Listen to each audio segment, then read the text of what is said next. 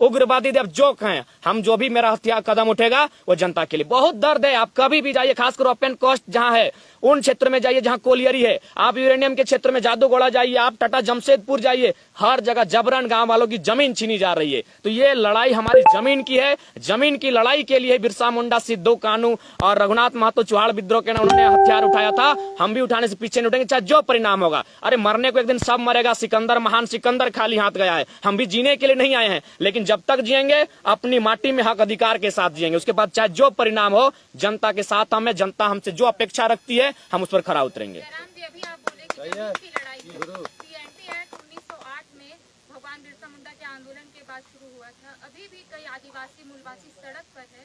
CNT act लागू हो गया था, लेकिन उन लोगों का जमीन बर्बाद। इसलिए हर पास हम बार बार कहते हैं, हमारे विनोद बाबू भी यही कहते थे कि हम झारखंड तो अलग कर देंगे, लेकिन झारखंड को चलाएगा कौन? यदि मान के चलो यहाँ कोई इंजीनियरिंग बन जाता है, मेडिकल हॉस्पिटल बन जाता है, कोई इंजीनियरिंग कॉलेज बन जाता है, झारखंड के लोग कहाँ होंगे? तुम तो पोछा मारोगे, तुम वहां झाड़ू मारोगे।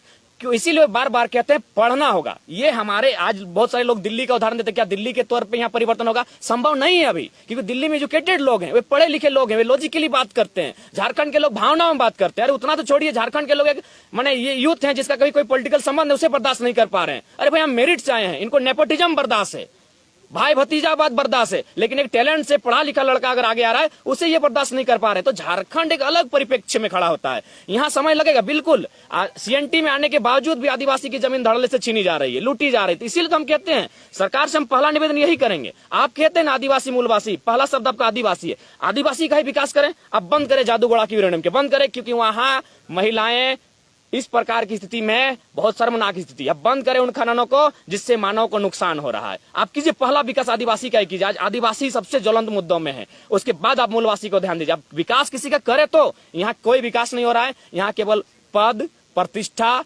पावर, पैसा और परिवार दिखा जा रहा है। अगर सरकार इतनी आदिवासी हितैषी होती तो हम बार बार कहते हैं दुमका की सीट से बसंत सोरेन को नहीं, किसी गरीब बुद्धू सोरेन को टिकट देते, उन्हें जिता के दिखाते हैं, हम मानते हैं। ये केवल ड्रामा चल रहा है राज्य में, और इस सरकार में जितने खनिज संसाधनों की लूट है वो किसी सरकार में नहीं थी। इस बात को आपको मानना होगा, जबकि ये मूलवासी आदिवासी हितैषी सरकार है। और साथ ही तमाम झारखंडियों को भावना मानने की आवश्यकता नहीं है, आपको हर व्यक्ति को नेतृत्व करने के लिए आज आगे आना ही होगा, नहीं तो आने वाले दिनों में समस्याएं बहुत विकट होगी। एक लाइन में कहेंगे, पंचायत चुनाव में कुछ प्रभाव डाल पाइएगा इस मुद्दाओं को लेकर आप आगे? नहीं, देखिए पंचायत चुनाव इन मुद्दों से दूर रहेगा। इसलिए पंचायत चुनाव इस मुद्दों से दूर रहेगा कि अगर पंचायत चुनाव में अगर 1932 खतियान की बात होती है तो पंचायत चुनाव में हम लोग बढ़ जाएंगे, क्योंकि वहां अगर 10, जैसे मैं जिस पंचायत से आता हूं वहां 10 कैंडिडेट मुखिया के हैं, 10 के 10 1932 खतियानी है। तो पंचायत चुनाव में भी मैं संदेश देना चाहूंगा, वहां 1932 खतियान की नहीं, वहां पंचायत के विकास की बात हो, छोटे छोटे लघु उद्योग, छोटे छोटे कुटीर उद्योग की बात हो, कौन सा मुखिया कितना इंटेलिजेंट है जो